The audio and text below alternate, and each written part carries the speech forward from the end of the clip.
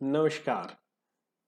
आज हम एक बहुत ही महत्वपूर्ण टॉपिक पे बात करने वाले हैं और ये जो टॉपिक है that is the oil prices. कच्चे तेल की कीमतें इतनी ज़्यादा बढ़ रही हैं जिसकी वजह से आप आज के दिन में पेट्रोल और डीजल की गाड़ी को चलाने के बारे में भी सोचते हैं।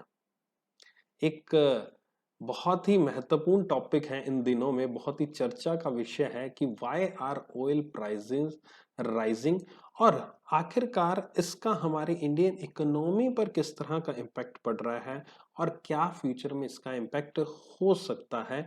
यही है आज मेरा टॉपिक जिसको मैं एक्सप्लेन करने वाला हूं। तो चलिए शुरुआत करते हैं। देखिए, आपने ऑयल प्रोडक्शन ऑब्वियस है सुना होगा। ये आपकी पूरी दुनिया में कुछ ऐसी चुनिंदा कंट्रीज में इनिशिएट हुआ था। कुछ चुनिंदा ही कंट्रीज हैं जहां पर ऑयल प्रोड्यूस आज की डेट में होता है और उन कंट्रीज का जो एक लीडर माना जाता है वो है सऊदी अरेबिया। सऊदी अरेबिया में आज ऑन डेट यहाँ पर काफी ज्यादा मात्रा में ऑयल प्रोड्यूस होता है और इसी सऊदी अरेबिया ने कुछ और कंट्रीज के साथ मिलकर एक संगठन को बनाया और उस संगठन को हम कहते हैं ओपेक। ओपेक नाम आपने जरूर सुना होगा। ये ओपेक जो संगठन है, ये आपका संगठन जिसका हेडक्वार्टर आपका ऑस्ट्रिया में है। ऑस्ट्रिया जिसकी कैपिटल वियना है, वहां पर इसका हेड ऑफिस है और ये इन कंट्रीज का समूह है जिसमें UAE, Kuwait, Iran, Iraq, Saudi Arabia, Congo, Angola and the Equatorial Guinea, Gabon as well as the Algeria, Libya, Venezuela and Ecuador. ये सारी सारी कंट्रीज इसमें शामिल है। कुछ अफ्रीकन कंट्रीज हैं, कुछ यहाँ पर आपकी गल्फ कंट्रीज आ गई एंड इधर आपका साउथ अमेरिका में। ये कंट्रीज यहाँ पर एक समूह बनाती है जिसको इन्होंने नाम दिया ओपेक कंट्रीज। ठीक है, ऑयल प्रोड्यूसिंग कंट्रीज हैं सारी की सारी, जहां पर आपका दुनिया का सबसे ज्यादा तेल यहीं पर पाया जाता है। अब इन ओपेक कंट्रीज के साथ बहुत ही बुरी हुई थी। कैसे बुरी हुई थी? और वो इन कंट्रीज के साथ नहीं कहूंगा, पूरी की पूरी दुनिया के साथ बहुत बुरा हुआ था जब आपने देखा था कोरोना का कहर। कोरोना का जब कहर आया था, पूरी की पूरी दुनिया यहाँ पर थम चुकी थी। पूरी की पूरी दुनिया के पहिए जो थे वो रुक चुके थे और किसी भी तरह की यहाँ पर इकोनॉमी जो है वो नहीं चल रही थी। इवन इकोनॉमी ऐसा कहूँ कि वो नेगेटिव में हो रही थी। इकोनॉमिक ग्रोथ बिल्कुल नहीं देखी जा रही थी और इस इकोनॉमिक ग्रोथ का यहाँ पर इम्पैक्ट ऑयल पर भी बहुत ज्यादा पड़ा। ऑब्वियस है, जब कुछ नहीं चल रहा था, जब आपकी फैक्ट्रीज बंद थी, जब व्हीकल बंद थे, कुछ भी आवाजाही नहीं थी, ट्रांसपोर्ट बंद था, कोई भी ऐसी चीज जिसमें ऑयल की जरूरत होती है, पेट्रोल की जरूरत होती है, वो नहीं काम कर रहा था। तो उस वक्त यहाँ पर इन ओपेक कंट्रीज के साथ इतना बुरा हो रहा था कि इवन ये कह रहे थे कि हमसे तेल ले जाइए, चाहे आप कुछ मत दीजिए।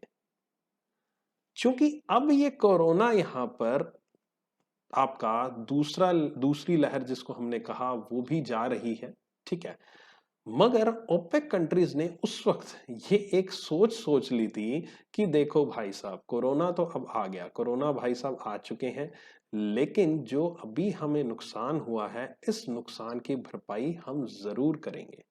और उस नुकसान की भरपाई करने के लिए ओपेक जो भाई बंधु हैं हमारे, जितनी भी कंट्रीज हैं, उन्होंने इस वक्त जो उस टाइम पे इनकी यहाँ पर हुई थी माली हालत खराब, उसका इम्पैक्ट इन्होंने अब जाकर दिया और इस वजह से इन्होंने अपने लेवल पर इस ऑयल के प्राइसेस को बढ़ा दिया। अब आप ये सोचोगे कि सर, क्या इन छोटी जो थोड़ी बहुत कंट्रीज हैं इनका समूह इतना ताकतवर है कि ये खुद ब खुद डिसाइड कर लेते हैं कि हाँ, ऑयल के प्राइसेस इतने होने चाहिए, इतने नहीं होने चाहिए? क्या इसके पीछे कारण है? तो इसके पीछे कारण समझने से पहले आपको समझना पड़ेगा हमारे इकोनॉमी में मार्केट का स्ट्रक्चर कैसा होता है।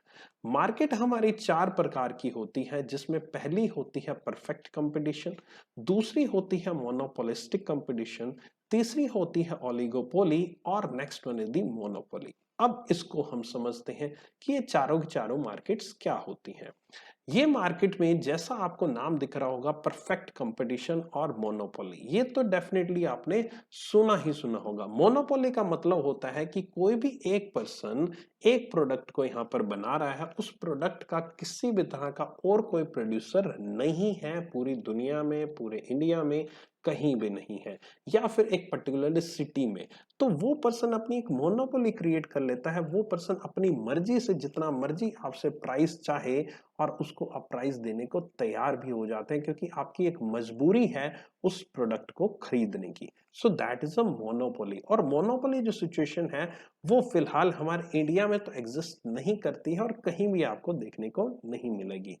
दूसरी तरफ चलता हूं मैं परफेक्ट कंपटीशन की तरफ। परफेक्ट कंपटीशन जैसा इसका नाम है, यानी कि कंपटीशन बिल्कुल परफेक्ट है। कहने का मतलब ये है कि यहाँ पर आपके बहुत सारे लोग एक ही प्रोडक्ट को बना रहे हैं और इस प्रोडक्शन लाइन में आने की जो एंट्री है और एग्जिट निकलने की एंट्री बिल्कुल ओपन है। कोई भी इसमें आ रहा है, कोई भी इससे जा रहा है और कोई भी प्रोड्यूस कर रहा है, और लोगों को इस प्रोडक्ट के बारे में एक एक चीज मालूम है। इवन लोग इनका प्राइजेस भी खुद डिसाइड करते हैं, भाई साहब इतने पैसे में देना है तो दो, नहीं तो मैं दूसरे के पास चला जाऊंगा। ऐसी बात होती है परफेक्ट कंपटीशन में। अब उम्मीद करता हूं आप ये दोनों समझ गए होंगे। अब हम स्विच करते हैं मोनोपोलिस्टिक और ओलिगोपोली पे।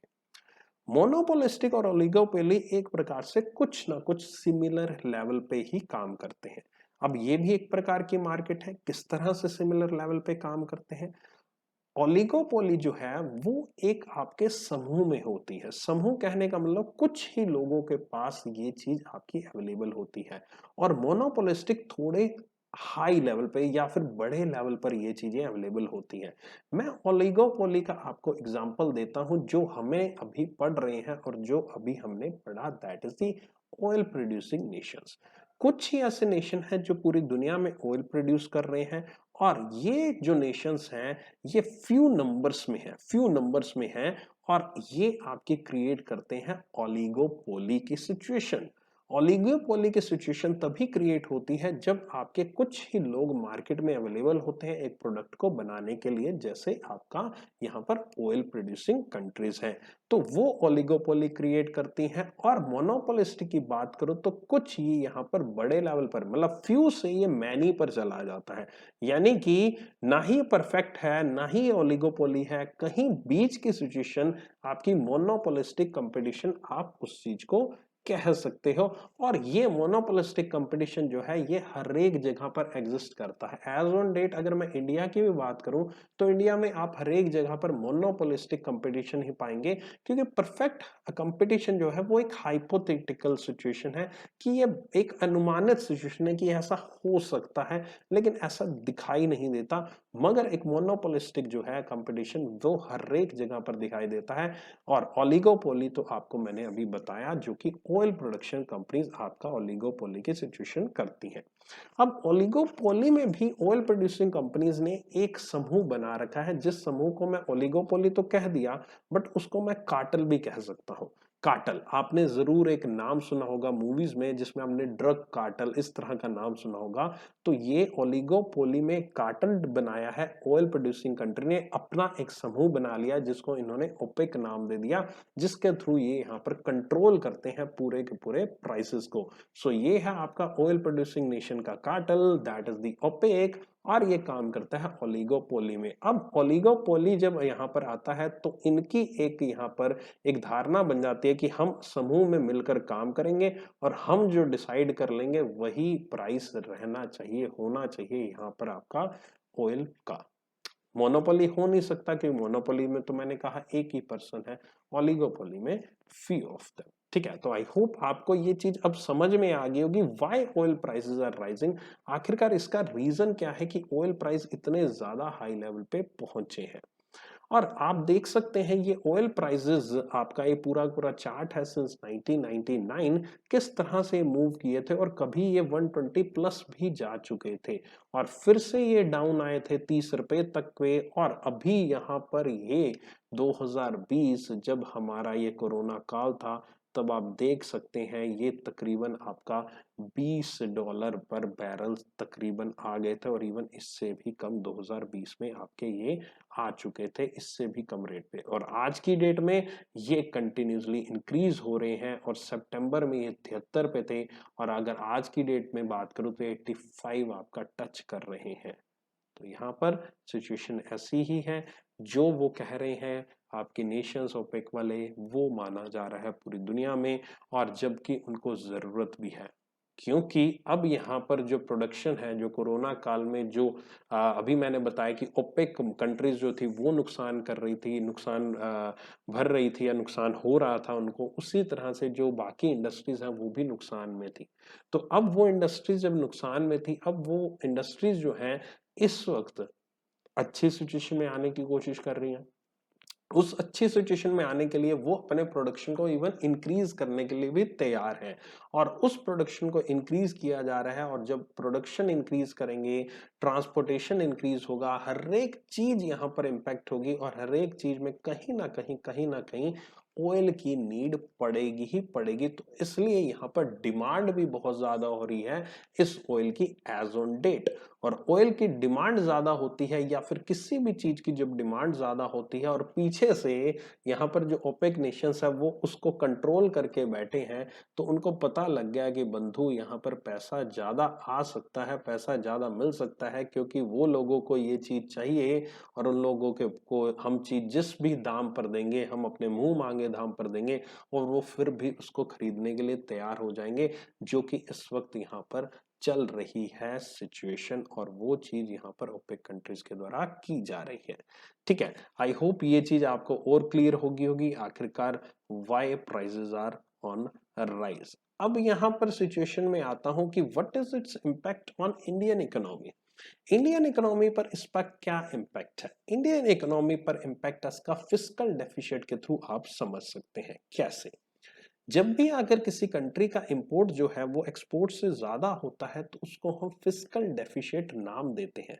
फिस्कल डेफिसिट से क्या होता है कि मैंने कंट्री में कोई चीज इंपोर्ट की, तो मैं उसकी पेमेंट किस में करूंगा? उस पर्टिकुलरली कंट्री की करेंसी में, या फिर कह लीजिए मैंने उसकी पेमेंट करी डॉलर में, क्योंकि डॉलर एक ऐसी करेंसी है जो कि यूनिवर्सली एक्सेप्टेबल है, और डॉलर यहाँ पे सबसे स्ट्रॉन्गेस्ट करेंसी मानी जाती है पूरी दुनिया में। और डॉलर में जब मैं पेमेंट करूंगा, तो पेमेंट करने के लिए मेरे खुद के पास भी तो डॉलर होने चाहिए, और डॉलर मेरे पास कहाँ से आएंगे? उसका डॉलर आने का एक वे ये है कि मैं एक्सपोर्ट यहाँ पर जो कर रहा हूँ, वो मुझे पेमेंट मिलेगी, वो मैं पेमेंट डॉलर में एक्सपेक्ट अपनी लूं। पहले रीजन ये हो सकता है, पहला वे ये हो सकता है। दूसरा वे है कि मेरा जो आरबीआई के द्वारा फॉरेन एक्सचेंज रिजर्व मेंटेन किया जाता है, जिसमें वो डॉलर को रखता है, उससे मैं यहाँ पर डॉलर में पे करूं, तो इससे मेरा फॉरेन एक्सचेंज रिजर्व डाउन होगा अगर मैं ज्यादा से ज्यादा पेमेंट करने लग गया। और ऑब्वियस है मेरा एक्सपोर्ट इतना ज्यादा नहीं है, लेकिन इंपोर्ट बढ़ रहा है, क्योंकि मेरी डिमांड बढ़ रही है, और डिमांड किस चीज की? ऑयल की डिमांड बढ़ रही है। इस वजह से यहाँ पर मेरा फॉरेन एक्सचेंज रिजर्व भी गिर रहा है, और दूसरी तरफ मुझे इंपोर्ट भी अपना बढ़ाना पड़ रहा है, और मुझे यहाँ पर ज्यादा पेमेंट करनी पड़ रही है, जिसकी वजह से मेरा फिस्कल डेफिसिट बढ़ रहा है। अब यहाँ पर फिस्कल डेफिसिट तो बढ़ रहा है, इसी में मैंने अभी आपको बताई थी बात कि डिमांड मेरी बढ़ गई है, और उसी तर्ज पर यहाँ पर मुंह मांगा दाम मांगा जा रहा है ओपेक कंट्रीज के द्वारा, और वो सिचुएशन अराइज होती है इन्फ्लेशन की। जब भी किसी प्राइजेस के दाम, जब भी किसी चीज के दाम बढ़ाए जाते हैं, और वो अनएक्सपेक्टेडली बढ़ जाते हैं, और उसका कारण रहता है उसकी डिमांड, जबकि यहाँ पर सप्लाई उतनी नहीं होती है उस चीज की, तो वो एक इन्फ्लेशन की सिचुएशन को बना देता है। आरबीआई के द्वारा यहाँ पर हमारे इंडिया में इन्फ्लेशन का जो टारगेट है वो रखा गया है 4% ±2%। यानी कि जो इन्फ्लेशन है वो 2% से कम नहीं हो सकती, और 6% से ऊपर नहीं जा सकती। इसी को देखते हुए आरबीआई अपनी मॉनेटरी पॉलिसी को भी डिजाइन करता है। और आरबीआई ने हाल ही में मॉनेटरी पॉलिसी जो डिजाइन की थी, दी थी, उसमें किसी भी तरह का कोई भी चेंज नहीं किया गया था, क्योंकि आरबीआई आरबीआई मानता है मैं किसी भी तरह का चेंज करूंगा तो वो इकोनॉमी के लिए अभी फिलहाल सही नहीं होगा, लेकिन आरबीआई इन्फ्लेशन को कंट्रोल करने के लिए कोशिश करता रहता है। मगर सिचुएशन यहाँ पर ये आ चुकी है कि अगर क्रूड के प्राइसेस, अगर ऑयल के प्राइसेस इसी तरह से बढ़ते रहे तो डेफिनेटली डेफिनेटली ये इन्फ्लेशन जो है वो काफी ज्यादा बढ़ सकता है और आरबीआई को इसको कंट्रोल भी करना पड़ेगा। अब जब इन्फ्लेशन बढ़ चुका है, अगर प्राइसेस बढ़ चुके हैं, तो यहाँ पर गवर्नमेंट के पास सिचुएशन ऐसी आ चुकी है कि उसको फौरन से परचेज भी करना है, जो कि ऑयल की रिक्वायरमेंट है। मगर वो यहाँ पर दूसरी ऐसी सिचुएशन जो है, लाइक दी आपके कोई इंफ्रास्ट्रक्चर प्रोजेक्ट्स हैं या फिर कोई ऐसी सिचुएशन है जहां पर वो इन्वेस्टमेंट करना चाहते हैं लेकिन वो कर नहीं पा रहे हैं, इसकी वजह से हमारा जो फिस्कल डेफिशिएट है जो इंक्रीज हो रहा है और उसकी वजह से हमारी जो फिस्कल हेल्थ है वो डेट्रोइट हो रही है, हमारा राजस्व जो है वो आपका कम हो रहा है और हमारी फिजिकल हेल्थ बिल्कुल सही सिचुएशन पे नहीं है। ये फिजिकल डेफिशिएट को आप फिजिकल हेल्थ से कनेक्ट कर सकते हो। अब यहाँ पर फिजिकल हेल्थ हमारी बिगड़ी, हमारा इन्फ्लेशन बिगड़ा, फिजिकल डेफिशिएट बिगड़ा। अब यहाँ पर आपके मन में एक सवाल जरूर आएगा कि सर जब इन्फ्लेशन होता है तो किसी ना किसी चीज के प्राइस बढ़ते हैं, तो जब किसी चीज के प्राइस बढ़ते हैं तो ऑब्वियस है जिस पर्सन को मैंने पेमेंट करी है उस पर्सन को तो फायदा हुआ ही हुआ ना। ये सिचुएशन भी तो हो सकती है। मगर इस सिचुएशन में इन्फ्लेशन आपकी अच्छी है क्योंकि वो यहाँ पर एक कंट्रीब्यूट कर रही है इकोनॉमी की ग्रोथ के लिए। इकोनॉमी जो जीडीपी है वो आपकी बढ़ रही है, ये एक सिचुएशन अच्छी है। इसलिए आरबीआई ने कह रखा है कि जो इन्फ्लेशन है वो एटलीस्ट 4% तो होनी ही चाहिए, ऑन एन एवरेज +- 2 ऊपर नीचे हो सकती है। लेकिन अगर इससे बियॉन्ड होती है तो उसका हमारी इकोनॉमी पर नेगेटिव इंपैक्ट पड़ सकता है। और वो कुछ इस तरह का नेगेटिव इंपैक्ट पड़ेगा कि जब प्राइसेस बहुत ज्यादा इंक्रीज हो जाएंगे तो जिस पर्सन को मैंने पेमेंट करी है उसके लिए भी तो आगे से कुछ ना कुछ परचेज करना महंगा हो जाएगा। और ऐसी सिचुएशन में आपकी इकोनॉमी कभी ग्रोथ नहीं कर पाएगी, इकोनॉमी की ग्रोथ जो है वो रुक जाएगी। और जब इन्फ्लेशन बढ़ता है मगर इकोनॉमी की ग्रोथ रुक जाती है और हमारी अनएम्प्लॉयमेंट जो है वो एक ऊंचले स्तर पर पहुंचने की स्थिति में आ जाती है, तो ऐसी सिचुएशन को हम स्टैगफ्लेशन कहते हैं। स्टैगफ्लेशन कहा जाता है और ये स्टैगफ्लेशन आपकी इस वक्त इंडिया में देखने को मिल सकती है और मिलने वाली है। ठीक है, सो उम्मीद करता हूं अभी तक आपको ये सब चीजें क्लियर होंगी, अभी तक आपने ये सब चीजें समझी होंगी कि आखिरकार यहाँ पर क्या इम्पैक्ट पड़ रहा है हमारी इंडियन इकोनॉमी पर। आई होप आपको ये लेक्चर पसंद आया होगा। इसी तरह से मेरी डेली करंट अफेयर्स की क्लासेस के लिए मुझसे जुड़े रहिए। सुबह 7:30 बजे अनअकैडमी प्लस पे क्लासेस लेता हूँ, जिस कोर्स का लिंक आपको मैंने डिस्क्रिप्शन में दे दिया है। मेरे टेलीग्राम चैनल से जुड़ सकते हैं @KKatpal सर्च करके, ताकि आपको मेरी क्लासेस की नोटिफिकेशंस एंड पीडीएफ्स आपको मिलती रहे। राइट, उम्मीद करता हूँ आप इस अनअकैडमी प्लस को जरूर सब्सक्राइब करेंगे और वहां पर मुझसे पढ़ेंगे और अपनी तैयारी को और अच्छा बेहतर बनाएंगे। ये आप कुछ मेरे बारे में पढ़ सकते हैं एंड मुझे अनअकैडमी पे फॉलो कर सकते हैं, मेरी प्रोफाइल का लिंक भी डिस्क्रिप्शन में है। इन केस अनअकैडमी प्लस लेने की सोच रहे हैं तो वहां पर आपको 10% डिस्काउंट के लिए आप कोड यूज कर सकते हैं SBI10, जिससे आपके जो अनअकैडमी प्लस के प्राइसेस हैं और कम हो जाएंगे। इसी तरह जुड़े रहें, बने रहें। Take care, love you all, bye bye.